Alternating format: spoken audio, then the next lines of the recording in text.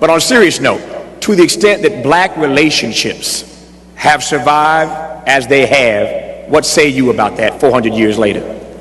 It is amazing that black relationships have lasted for 400 years. They lasted this morning. They're also going to last tonight, and you may not even know the person to whom you're going to have the relationship with. But they do tend to go over. Relationships do go over like that. And as we move into what has happened to this, I know that our relationships sometimes really reach a low ebb. That's one of the reasons why we wrote the book, How to Find and Keep a BMW, a Black Man Working. That was spelled out in there. This is very serious. Because our relationships didn't start yesterday or last week. It also started 400 years ago when those 19 persons were here. And I want you to remember something very important that one of our by any means necessary power brokers told us, and that was Malcolm X. He said, if we can only remember that you didn't land at Plymouth Rock. Plymouth Rock landed on you. And it's very essential that we kind of keep this in place. And knowing that these are the things that happen, then we have to move more to change it. See, we have a system that would not like to see black males and black females together. They would not like to see that happening at all. Because once we come together, they understand the power of the strength of the black woman, the queen of the universe. They know that, her strength. They also know the power of the black male, the warrior. If you would turn him loose, he will protect also his family and things that need to be done. And because they understand that if our relationships are together, then they will lose. But if our relationships are torn up, then we can forever be treated in certain ways by the oppressors. That's why they gave us something called integration, which is nothing but the illusion of inclusion. They gave us this. They actually gave their statement. And when they gave that statement, it meant that they could go right into your homes. They went into the black homes now, the powers that be, and told us that you cannot discipline your children anymore. And if you discipline your children, you will go into jail. It's this kind of thing they told us. Now, this is amazing that, you know, the black parents who in Africa, that was out of the question. Some social worker come in there saying you can't discipline your children, the social worker would disappear. As you all know, this kind of thing would go on. You would be sitting in a place like this, and all you had to do was act up and do something wrong, and all your mother had to do was to glance in your direction. Do y'all remember that? And you remember that the glance meant, don't let me have to get up and come over there. And every once in a while in the black family, there was a fool who would challenge the glance. And if you could get home over the foot, over the ironing cart, over whatever, you were sent to the backyard to get something off the peach tree. And if you brought something in that was too short,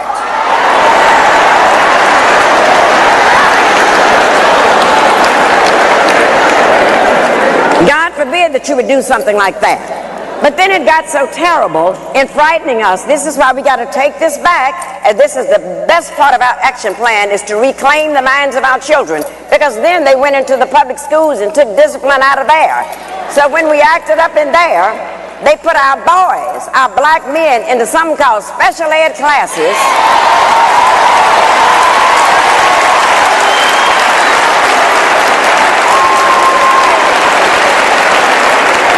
And as you know, those special ed classes are nothing but holding cells until they can go to the state prison.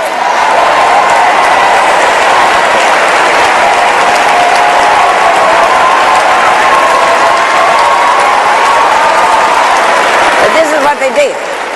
And then, the one thing that they knew, that if we can put them in prison, if we can have them convicted for a felony, then once they get out of prison, they cannot get a job because of that.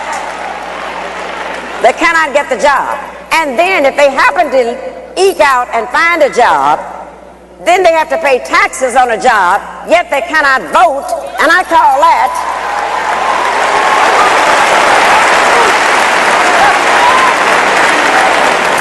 taxation without representation. That's what we're looking at.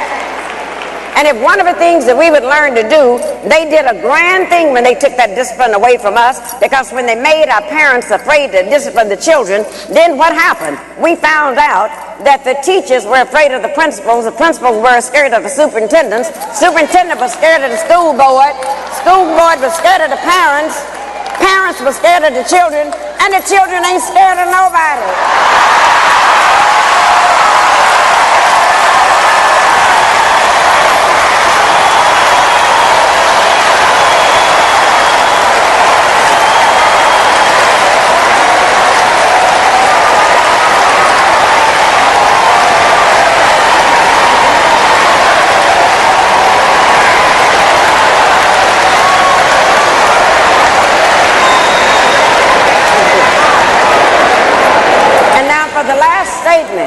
The last statement, the reason why we're so pleased to have the covenant, it makes all of this type foolishness stop. It's going on under Angela Glover in San Francisco. It's all over the country, and they're all saying we finally have a movement where we can take back over the minds of our children. And the first thing we got to take over, the covenant taught us that we do not have to have black leaders anymore. It told us because everyone in this room is empowered to be a black leader. Everyone in this room.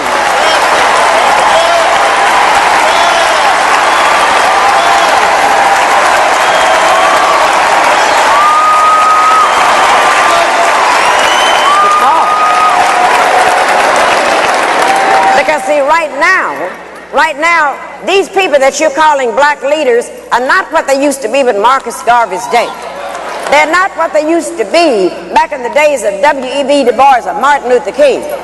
Those were the people that got us together and planted a strategy, and we're not looking for fame. But today's black leaders, I'm afraid, have become leading blacks. And don't ever confuse leading blacks with black leaders.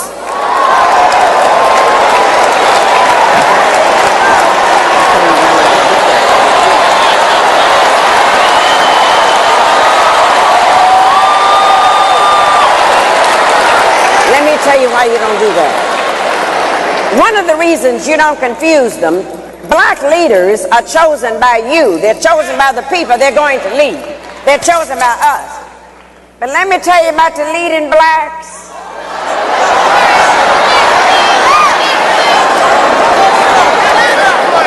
The leading blacks are chosen by the media. Leading blacks are chosen by ABC, all broadcasting Caucasians.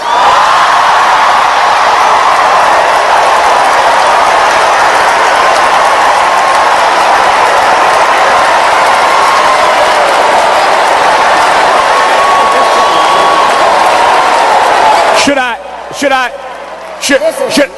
I stop her or let her go?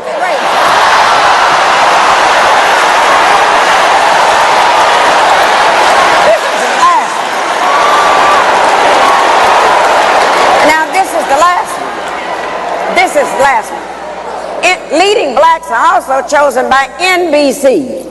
Nothing broadcasting but Caucasians. And the rest are chosen by CBS, the Caucasian broadcasting system. And when you allow leaders to be chosen by the media that's owned by the corporations, when you get ready to change your lives, when you get ready to demonstrate, when you get ready to march, when you get ready to come to the covenant, when you get ready to endorse and make Tavis one of our next elected officials, but what happens?